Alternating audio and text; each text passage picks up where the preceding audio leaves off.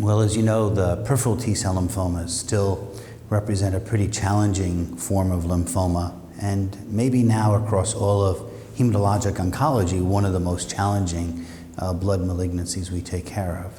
And one reason people have invoked for the poor outcome relates to the fact that many of the treatments we've developed or use in T-cell lymphoma are directly pulled or derived from therapies developed for B-cell lymphomas.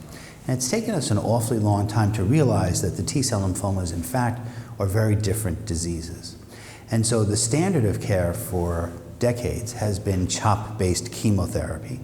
And most of the problems we have now in redesigning new treatments for the disease stem from the fact that we've never really done dedicated studies in T-cell lymphoma to compare which therapy might be better or not. We have simply extrapolated.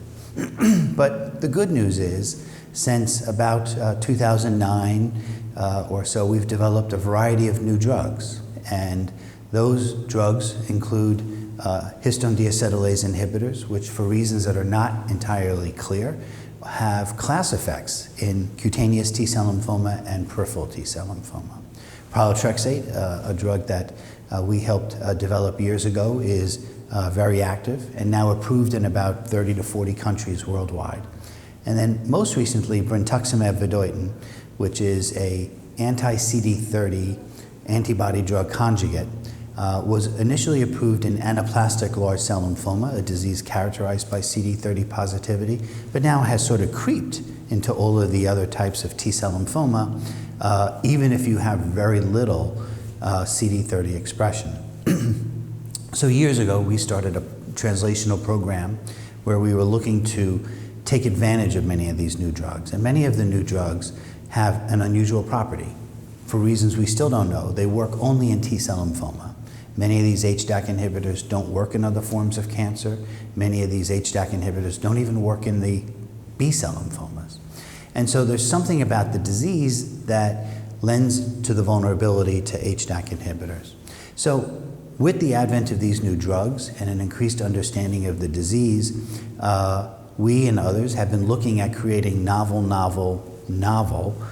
treatment programs predicated on finding drugs uniquely active in T-cell lymphoma. So we're not merely pulling regimens or drugs from other diseases, we're using drugs uniquely and selectively active in the disease. And so a number of these have emerged over the last several years. One includes a study of romidepsin pralatrexate, which we ran in a phase 1 and an ongoing phase 2 that shows interesting activity, 70–75% in T-cell lymphoma, while having very little activity in B-cell lymphoma. And most recently, a combination using hypomethylating agents and HDAC inhibitors. And so the interesting clue that's sort of developed in the last several years is that there are mutations in many forms of T-cell lymphoma that conspire to affect DNA methylation, an epigenetic effect. And there's this unique vulnerability to histone deacetylase inhibitors, another epigenetic drug. And this and other lines of data suggest that maybe the T-cell lymphomas are an epigenetic disease. And so platforms looking at the development of these combinations are producing compelling results. We have some here. Patients with angioimmunoblastic and PTCL with a T follicular helper subtype, for example, are two subtypes that are responding better than 90% to these regimens. And what's most important is not only are we getting better overall response rates and better complete response rates, we're getting better progression-free survival. So with many of the new drugs that have been developed, the Achilles heel has always been the inability to improve on the progression-free survival of the single agents. But now with the aza-romi combination, for example, we're beginning to see progression-free survivals measured in many months, 7, 8, 9 months. Some patients remain on the drug for 1 to 2 years. So this is a signal that these regimens are producing time benefit as well as response benefit. Now, the next question is, how do we leverage that to try to move to the next step? How do we build to the 3-drug or 4-drug combination? And so, in my thinking, or the thinking of our team back at Columbia, is to explore and interrogate the merits of integrating biologic agents.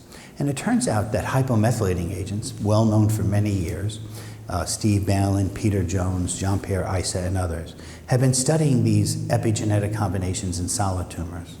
And it's pretty well accepted now that these drugs can have potent immunologic effects. Immunologic effects on the tumor proper by upregulating cancer testis antigens and other neoantigens, by inducing viral mimicry responses.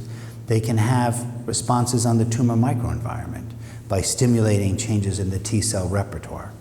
And many lines of preclinical data have now suggested that maybe integration with PD-1 and checkpoint blockade represents a next step.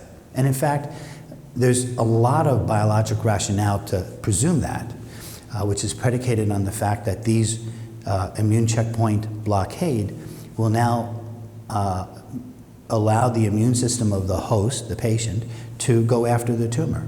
And so by doing a lot of immunologic manipulation, by changing how the tumor is presented to the immune system, and by changing the activation of your immune system, there's now emerging a natural logic to think about integrating checkpoint blockade, and I might add other drugs like brentuximab or other novel biologics hitting many of those cell surface antigens. So I think it's going to be very exciting to see what develops over the next several years. But integrating these biologic agents on novel platforms is something that I think is going to transform the outcome of the disease in years to come.